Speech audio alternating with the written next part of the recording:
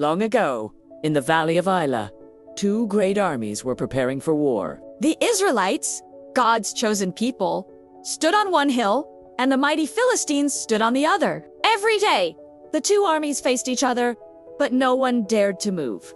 Fear filled the air.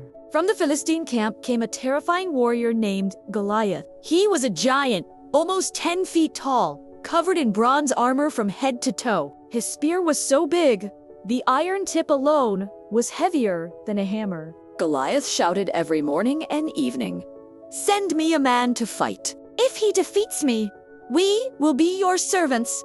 But if I win, you will serve us." The Israelites trembled. No one dared to fight him. For 40 days, Goliath mocked Israel. He laughed at them and mocked their God.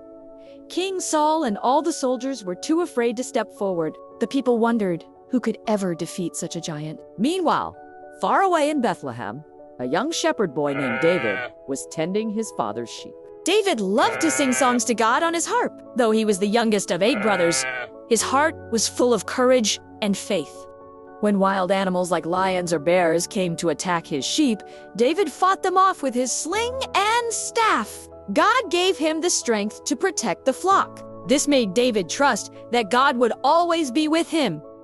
One day, Jesse, David's father, told him, "Take this food to your brothers at the battlefield and see how they are doing." David obeyed quickly, eager to serve. When David arrived, he heard Goliath shouting his usual challenge. He saw the Israelite soldiers trembling in fear. But David was not afraid. He asked, "Who is this Philistine who dares to defy the armies of the living God?" David's brothers became angry. "Why did you come here? Go back to your sheep," they said. But David knew God's power was greater than any giant. Word reached King Saul about David's boldness. Saul called him and said, "You are only a boy, and Goliath has been a warrior since youth." But David replied, "I have killed lions and bears. The Lord who rescued me then will rescue me now from this giant." Saul was amazed and said, "Go, and may the Lord be with you." Saul gave David his royal armor, but it was far too heavy.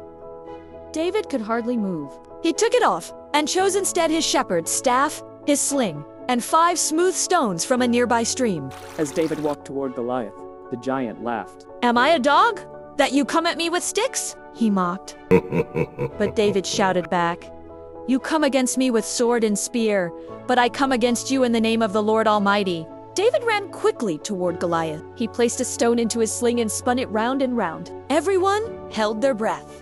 The stone shot out like lightning, flying through the air straight at the giant's forehead. Oh no! The stone struck Goliath on the forehead, and with a mighty crash, the giant fell face down to the ground. The earth shook, and silence covered the valley. Then cheers erupted from the Israelites. The giant was defeated. David ran forward, took Goliath's own sword, and finished the battle. When the Philistines saw their champion was dead, they turned and ran. The Israelites shouted in victory and chased them away. The people celebrated David as a hero, but David knew the victory was not his alone. It was God who had saved Israel that day.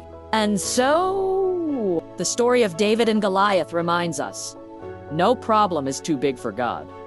No giant is too strong when we trust in him.